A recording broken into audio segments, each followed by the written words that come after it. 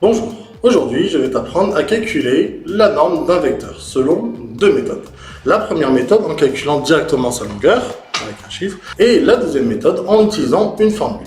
Méthode numéro 1. La méthode numéro 1, c'est en calculant directement sa longueur. Nous allons travailler sur un carré de longueur 3.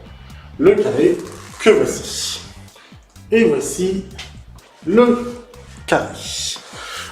Donc, nous allons directement déterminer les longueurs des vecteurs AB, BC, CJ, CA, HE, DL et BF. Comment on va faire ça? Et on va utiliser ce qu'on appelle la norme. La norme, si tu te souviens bien, et ben ça se nomme la norme de AB. Qu'est-ce que c'est la norme de AB? Au final, c'est la longueur. D'accord? Donc là, on peut peut-être l'avoir directement. La norme de AB, c'est une longueur. La longueur ici, on va de A à B. La longueur, c'est 3. D'accord? Donc la norme du vecteur AB, c'est égal à 3. On peut aussi avoir directement la norme de BC. D'accord? Et bien la norme de BC, c'est égal à BC par 3. Ensuite, la norme de CJ, on peut aussi l'avoir directement. CJ, ça va de là à là. Je me déplace bien de 2 cases. Donc la norme du vecteur CJ est égale à 2. D'accord? La norme, c'est une longueur. Une longueur, il n'y a pas de signe. Ok? C'est pour ça que j'aille dans un sens ou dans l'autre, j'aurai toujours un nombre positif. Ensuite, un peu plus compliqué, mais tu verras que même un 9 de 3e saurait le faire. On va regarder. Et bien la norme du vecteur CA. Et c'est égal à quoi ça, CA? Ici, qu'est-ce qu'on peut remarquer? Nous pouvons remarquer que nous avons un triangle rectangle de longueur 3, de longueur 3. Cela nous fait donc, avec Pythagore, 3 racines de 2. Ce qui est logique, c'est une longueur. On sait que la longueur d'une diagonale d'un carré de 1 par 1, c'est racine de 2. On fait bien une fois, deux fois, 3 fois racine de 2 en longueur. Ensuite, la longueur du vecteur HE, la norme du vecteur HE, et bien c'est pareil, on se déplace de 2 diagonales, c'est 2 racines de 2. Grâce à Pythagore. D'accord? Je te laisserai faire Pythagore si tu as envie.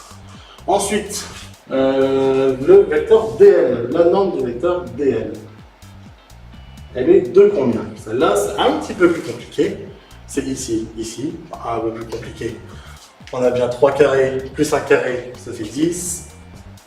Racine de, et donc racine de tout ça, ça fait racine de 10. Ok? Et ensuite, ben le dernier, la norme du vecteur BF. Pareil, il est un peu plus complexe, mais pas tant ça, puisque BF, on est ici, triangle rectangle, Pythagore, 3 au carré plus 2 au carré, ça nous fait 13. Donc la norme du vecteur BF est égale à racine de 13. Voilà, maintenant tu te souviens ce que c'est la norme d'un vecteur. Là, c'est par la première méthode, en calculant directement sa longueur. Ça veut dire qu'on a un dessin, ou alors qu'on a les longueurs des vecteurs.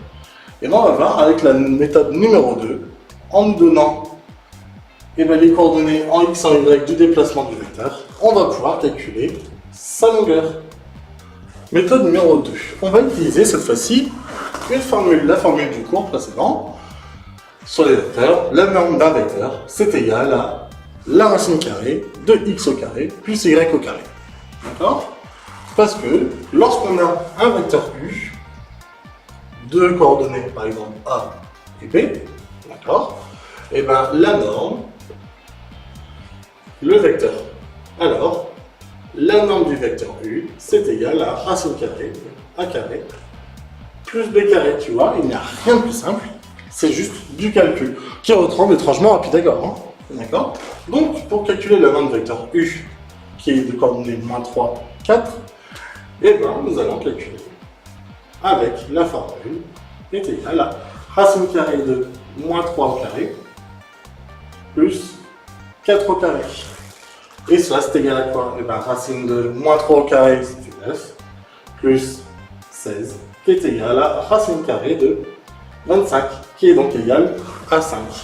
Nous pourrons dire que la norme du vecteur U de coordonnées moins 3, 4 est égale à 5. Voilà. Et ça va être très important. Il faut savoir le faire pour trouver, donc savoir calculer la norme d'un vecteur dans le cas du produit scalaire, que nous allons voir tout de suite. Merci.